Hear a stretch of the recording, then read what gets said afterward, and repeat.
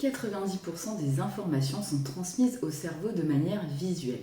Et c'est pour ça que quand on parle d'objectif, on parle beaucoup de visualisation. Sauf que l'erreur qu'on a tendance à commettre, c'est de projeter une version trop idéale, trop lisse, trop parfaite. Et pas vraiment une direction viable sur le long terme. Si tu as déjà essayé de faire un tableau de visualisation et que tu t'es senti ni plus clair, ni plus motivé juste après, c'est normal. Parce que le problème ici, ce n'est pas l'outil, mais c'est plutôt la manière dont on l'utilise. Parce qu'on nous a appris à projeter des versions idéales, performantes, inspirantes sur le papier. Mais après un burn-out ou un épuisement, cette projection elle peut vite devenir étouffante. Dans cette vidéo, je ne vais pas te proposer de faire un mood board Pinterest de plus. Je vais te montrer comment utiliser le pouvoir des images, pas pour te pousser, mais pour te redonner une direction douce. Une direction qui te ressemble dans la vraie vie. Pas une version idéale, une version respirable.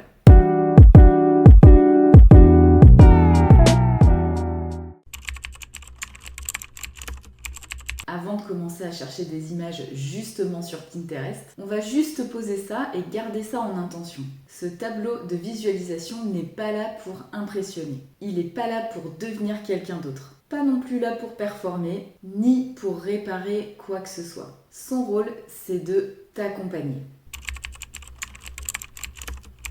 Quand tu scrolles sur Pinterest ou sur toute autre banque d'images de ton choix, demande-toi, est-ce que ça me calme? Est-ce que ça me nourrit? Ou encore, est-ce que ça me met en mouvement mais sans m'oppresser? Parce que si une image te met la pression et même si elle est belle, on ne la garde pas évidemment. Alors c'est sûr, ça demande un petit peu de se mettre en relation avec ses ressentis, mais c'est aussi un petit exercice cool à faire pendant les vacances, donc évidemment, je t'invite à le faire. Si tu peux mettre ces images en plus en relation avec les objectifs que tu t'es peut-être définis dans la vidéo précédente, c'est encore mieux évidemment.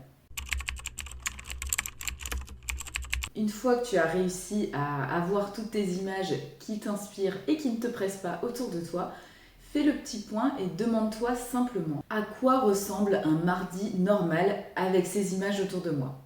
Et on est d'accord, ces images, elles ne représentent pas ta villa de rêve à Ibiza ou la version parfaite de toi qui mange healthy tous les jours et qui se tue au sport pour avoir un physique de rêve. Ou encore la working girl qui travaille de 6h jusqu'à 18h sans jamais être fatiguée. L'effet recherché, c'est plutôt d'avoir un rythme qui soit soutenable, une ambiance un petit peu cosy qui te mette confortable mais qui te donne envie d'avancer, et aussi une manière d'être, la manière d'être qui te correspond, qui correspond à qui tu es, à tes valeurs, à ce que tu souhaites, on va dire, refléter dans la vie. Mais refléter toujours d'une manière durable évidemment, pas le fantasme idéalisé, mais ça je pense que tu as compris. Pour terminer, je te suggère de relier toutes ces images à un mot qui va t'inspirer pour le reste de l'année. Et n'oublie pas que le mot de l'année, ce n'est pas un slogan, c'est plus un fil conducteur. Un mot qui te fait dire quand tu te lèves et quand tu regardes ton tableau de visualisation, ah oui, ça j'en ai besoin. Pour la petite anecdote rigolote, mon mot de l'année 2024, ça a été explosion. Et effectivement, c'est toute ma vie personnelle qui a explosé en vol. Et le mot que j'avais choisi pour l'année 2025, c'était le mot apaisement. Et effectivement, même si cette année a été assez tourmentée, je la termine sur une note un petit peu apaisée. Donc comme quoi, le mot que tu vas choisir va quand même guider un petit peu toute ton année.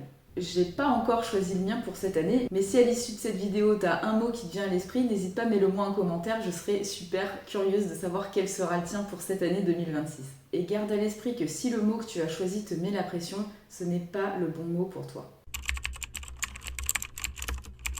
Une fois que tu as rassemblé toutes tes images et ton petit mot de l'année, regarde ton tableau de visualisation et demande-toi réellement et honnêtement, est-ce que je peux vivre là-dedans sans m'épuiser? Et si la réponse est non, on recommence l'étape 1 et on ajuste, on enlève, on simplifie. Parce qu'un bon tableau de visualisation post-burnout doit te faire respirer. Il ne doit pas te motiver à tout prix et dans toutes circonstances. N'oublie pas, le but est de t'accompagner, pas de t'impressionner. Sur ce, on arrive à la fin de cette vidéo, la dernière vidéo de l'année 2025. Donc encore une fois, un grand merci à toutes les personnes qui ont rejoint cette chaîne cette année. On est de plus en plus nombreux, ça me fait super plaisir. Comme d'habitude, le petit like, le petit commentaire pour soutenir l'algorithme et continuer de faire grandir cette belle communauté. En attendant, je vous souhaite tous de bonnes fêtes de fin d'année et je vous dis à l'année prochaine pour une prochaine vidéo. Ciao!